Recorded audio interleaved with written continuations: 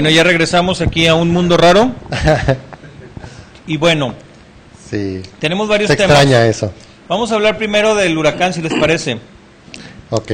Porque causó muchos estragos. Ya hablábamos de los precios, que los precios los teníamos por acá. Fíjense, ya lo dijimos, una barra de pan en $7. ¿Aquí cuánto vale en Soriana esa cosa? 25 pesos. 25. De 25 a 35. Sí. $3, menos de $3. Allá estaban costando 7. Bueno, yo me acuerdo, una vez que yo estaba en Nueva York, hubo un problema con el tomate. Y me acuerdo, $5 el kilo de tomate y McDonald's le quitó el tomate a las hamburguesas. Ah, sí. Sí, es Oye, cierto. pero bueno, sí o no es Recuerdo esa famoso parte. para su propio chocolate. Se supone que la libre economía es oferta y demanda. Entre menos oferta hay, pues el precio sube. Es ley básica de economía, ¿no? Así es. Y pues sí, aquí ellos, yo creo que tuvieron una probadita de lo que es la debilidad del mundo moderno. Deberíamos hacerle como los japoneses. Que ¿Cómo si sube el tomate, nadie compra tomate. Ah. Si sube esto, nadie compra esto. Y para que veas cómo baja, se les quita la oferta y la demanda. Bueno, aquí el problema es que cómo le haces para no comprar una lámpara y unos cerillos, ¿verdad? Porque no tienes luz. Y hace frío. Sí. Entonces, esa es la otra, que se va el huracán Sandy y le llega una tormenta de nieve, pobre gente. Yo vi unos videos que los subí también al Mundo Raro, donde estaba la gente en Queens haciendo lumbritas en la calle. ¿Sí? Porque, como viles indigentes. Sí, Sí. porque estaba más calientito la calle con la lumbrita Sí. que adentro de su casa. Sí. Y muchos, o sea, no crean que eran 2, 3 güeyes, o sea, Sean mucha colonias, gente. y inclusive en ciudades, o sea, en centros urbanos había eso. Yo hablé hoy con mis fuentes de allá y me decían el día de hoy que todavía hay muchas áreas sin gas, sin teléfono, sin luz, sin ¿qué más hay? Agua. Entonces, sobre todo las áreas más dañadas fueron Queens, Staten Island y New Jersey. Esas 3 áreas hasta la fecha siguen muy problemadas. Hay historias de terror muy graves. Me platicaron una historia de primera mano que la vivieron las personas que me contaron todo esto, que en Staten Island había una señora joven con 2 niños chiquitos en su carro y su casa, esas casas se las llevó el agua porque son de madera. O sea, no es como aquí en Santa Catarina que llegó la tierra 1 metro, 1.5 metros y luego la sacaron, la tierra. Allá no, las casas se las llevó el agua, no quedó nada. Hay mucha gente que llega a su trabajo y no tiene dónde dormir. Cuando llega a su trabajo y platica, no tengo dónde dormir, se van de su trabajo y no tiene a dónde ir porque no hay casa. Exacto, se convirtieron en homeless de un día para otro. Entonces, una de estas señoras que se le lleva el agua a su casa, va y busca refugio en la casa de un vecino y el vecino le niega la entrada. Le dice, no, ¿sabes qué? No, ni te voy a abrir, vete de aquí.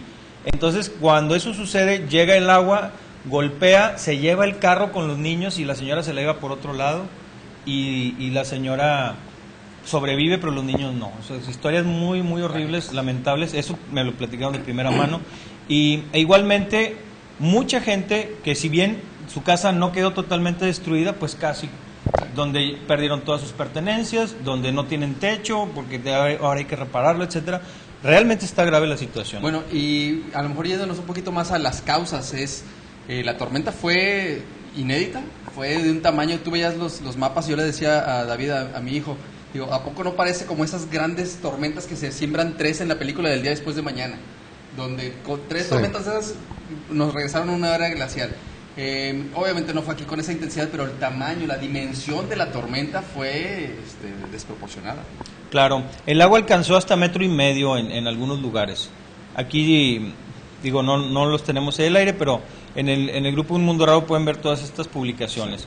Luego están los documentos que se perdieron en distintas oficinas, se quedaron solas las oficinas, se rompieron los cristales, se les llevaron los documentos, o bien gente que iba en la calle o coches que los tenían. Se estima las pérdidas en $36.5 millones de dólares.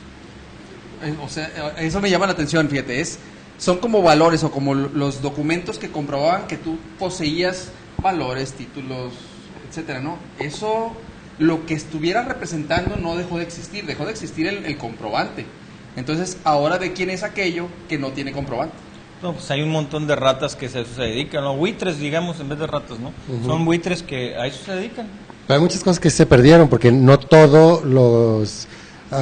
por eso está la inflación como está, no toda la papelería que avala el dinero tiene con qué sustentarse. Sí. Entonces se va a perder un chorro de la economía con eso. Sí, sobre todo los ya derivados se puede comprobar. financieros. Sin embargo, cuando la bolsa abrió después de los 2 días que estuvo cerrada, abrió con alzas. Claro. O sea, todo eso son como que pequeños indicios que habría que empezar a ver si son piezas que armen un rompecabezas. De hecho, Y es sí. que realmente es un alucine todo eso, porque muchos derivados financieros realmente son promesas, son estimados. Exacto, no, son no, cosas que no existen, Los exacto. futuros, por ejemplo. Exacto, los derivados de futuro. Ujú. Sí, son apuestas. Mi papá dice, jugar a eso es como jugar en un casino, es lo mismo. Sí. Y sí, es una analogía simplona, pero muy cierta. Pero pierdes peor. Ahí. Aquí no pierdes 1,000 pesitos. Sí. Por poner un ejemplo, es como si hubieras tenido un boleto de lotería, ¿sí? Se te perdió, pues se me perdió, pero ¿y si iba a ser el ganador? Ujú. ¿Sí? Era un futuro y resulta que tu futuro convenía. ¿De quién va a ser ahora la suma millonaria? El director va a hacer unos desvíos ahí para poseerse de su cuñado, etcétera. Es por ahí. Y si es en México, pues en el sexenio de Calderón terminaría bajo las uñas del Bester Gordillo, porque ya ves que a ella le dieron esa plaza. Ah. Bueno, y algo muy trágico es que se derramaron 300,000 galones de petróleo enfrente de Staten Island, porque hay una refinería. También, por si fuera poco. O sea Sí. que hubo desastre, el típico de fenómeno natural, desastre económico, desastre ecológico, Pero mira, yo voy a social, desastre en vidas. mi opinión esotérica, que bueno, al final de cuentas es lo que creo y es lo que vivo y es lo que enseño. O sea, sí tiene, lo que decía, sí tiene, es un rompecabezas que tiene todo ha estado ligado.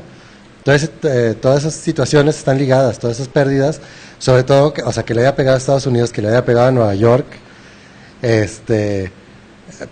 una muy simplista es que te dicen lo que esperas te llega. ¿Cuántas veces tienes películas donde se destruye Nueva York? Ahí está, corazones, o sea que ya lo vieron de verdad. Pues ya practicaron mucho. Ya, exacto. Pero sí, o sea, sí hay una relación, lo que hablamos de los elementales y de todo ese rollo, que no nada más es la evolución o lo que estamos viviendo nosotros, sino todo el planeta con sus diferentes entidades. Ahí está. Sí, pues son cosas muy lamentables, muy graves. Las fuentes de hoy me decían que ya son alrededor de 100 muertos solo en esa área de Manhattan y sus alrededores. Entonces, pues son muchos más porque estaban diciendo que eran 50 en todo el noreste de Estados Unidos. Ya no, ya subió el número de víctimas mucho. Entonces lamentamos todo eso.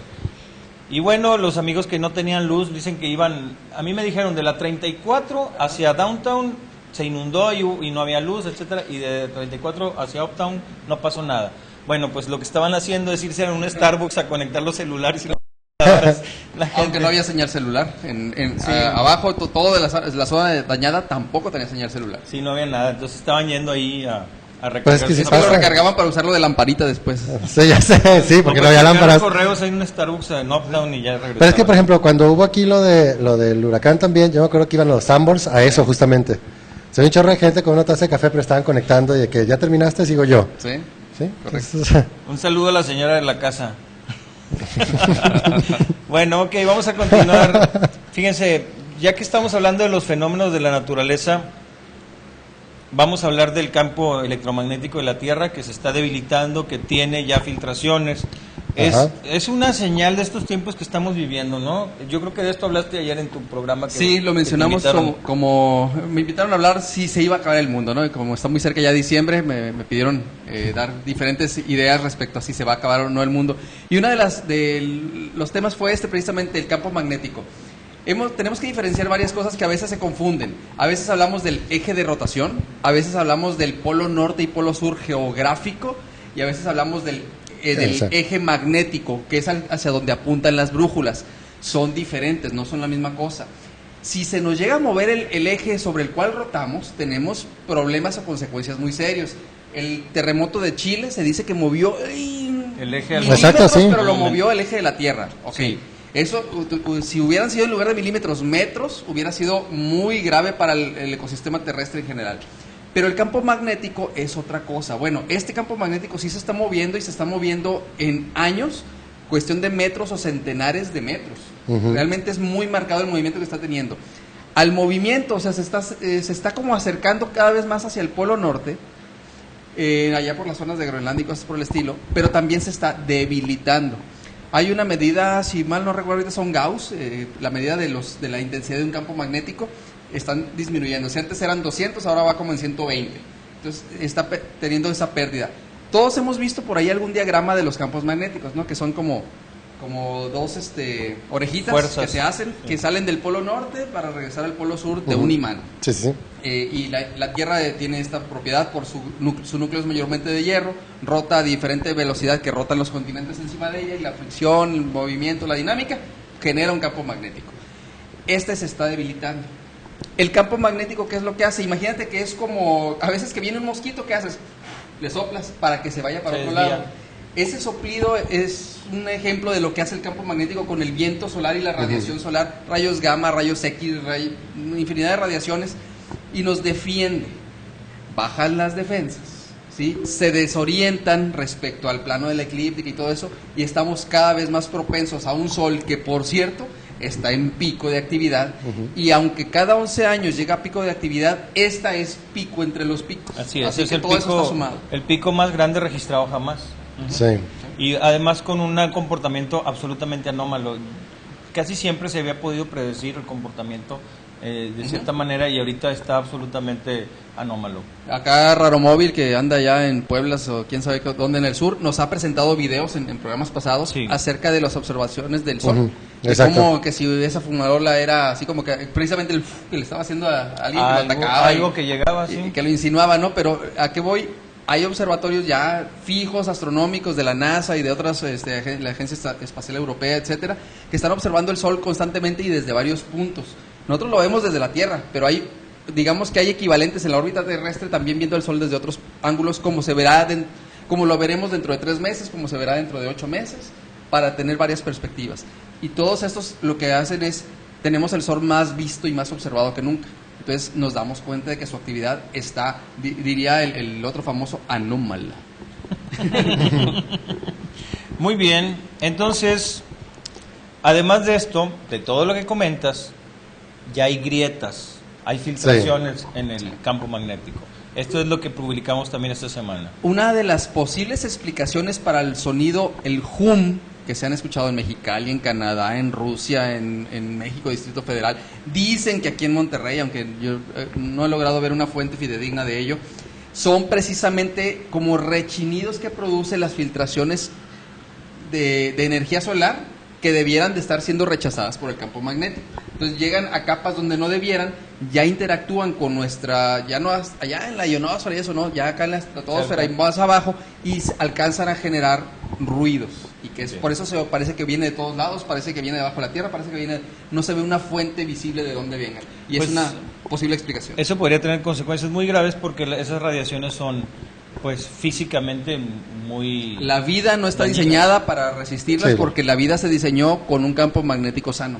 Así es. Sí, la vida. Bueno, por eso cambien de dimensión. Para vida tercera dimensión. No, lo que pasa es que, pues, son cambios que se tienen que dar, por así decirlo. Obviamente lo contaminamos demasiado, tenemos que adaptarnos porque fue nuestra responsabilidad al final de cuentas.